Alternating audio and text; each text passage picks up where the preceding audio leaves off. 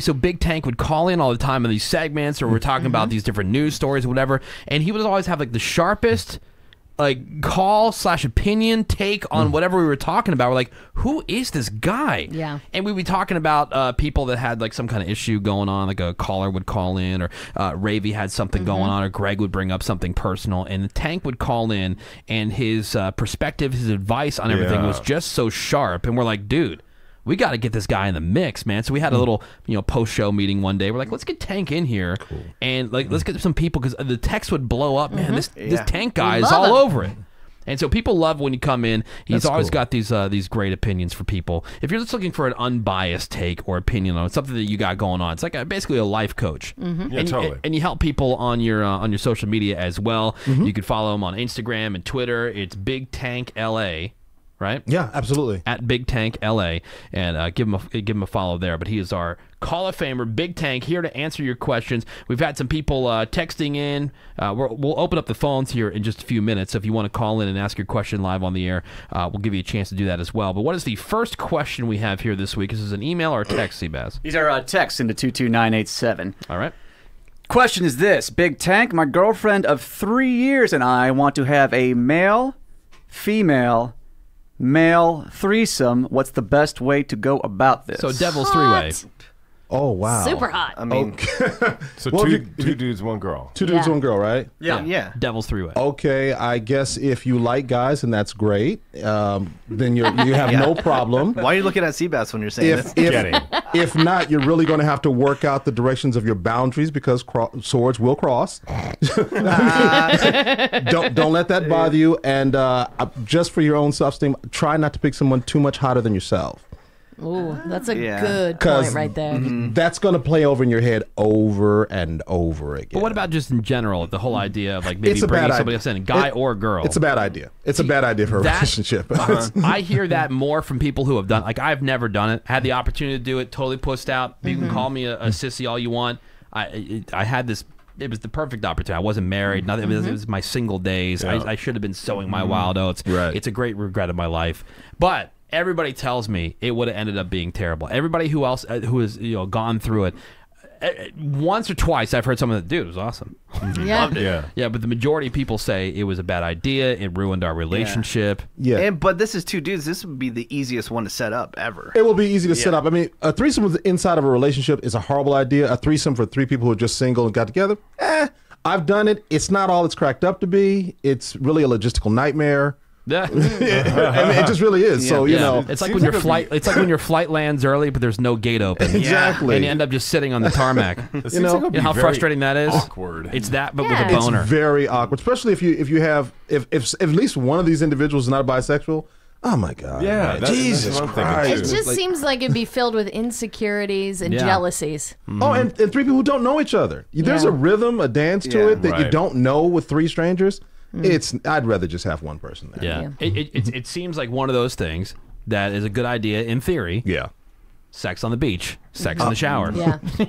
Threesome. Seems great. Better in theory than it is in practice. Exactly. All right, what's next here, Seabass? It's a little more complex. I like this girl from work. She has a boyfriend, and the boyfriend was living out of the state for a whole year. Now, I was hanging out with my coworker the whole time, but the boyfriend is back for good. What should I do with her? I like her a lot. How do I deal with this at work? You should probably come to grips with the fact that you've built yourself a condo in the friend zone a long time ago. For a year? And him being there hasn't changed really anything. If nothing happened while he was gone, it's definitely not going to happen while he's there. You really need to move on. Agreed. That's a good question, Big Tank. I mean, I know how I do this, but what's the best way to ensure that you don't, like you said, build a condo in a friend zone? How do you set that up from day one so you're not being creepy and always hitting on people, but also not being in the friend zone? Don't pretend to not be interested, to be over it, or look. Let women know that it matters that they're there. Let them know that you're noticing their presence.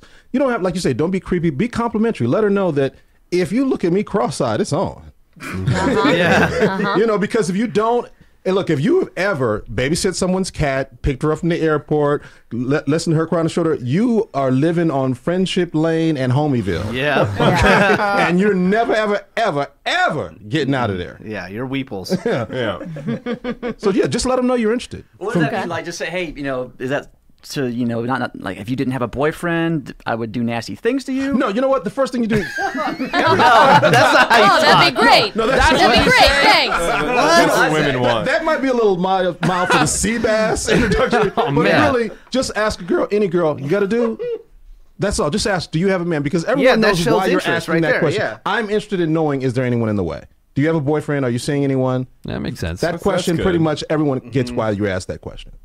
Okay. Yep. That's but good. I would do See nasty what I things to mean? you. Maybe after a few drinks. Like that is the most common sense answer. totally. Right. It's the easiest Yeah. one. They always say Yeah. like Simple. the answer is usually the most obvious Yeah. one. Yeah. Right. Seabass is like, I want to do dirty things. What's up? Right. What's good? What's up? Nasty. That's a She's great getting nasty That's in a my CBS RV. opener. You should write that in the coffee table book. Yeah. Based on your background working in the places that you've worked, and there's reasons that you don't work there anymore because Right. the things that you were seeing on a regular basis just bothered you. And I couldn't do a job like that, or man. like rescue workers or whatever, like people, police, fire department. I couldn't deal with seeing what they see on a daily basis. But 714 is a very serious question for Big Tank. My ex calls Child Protective Services constantly to try to accuse me of doing stuff to my daughter. At what point does CPS say enough is enough?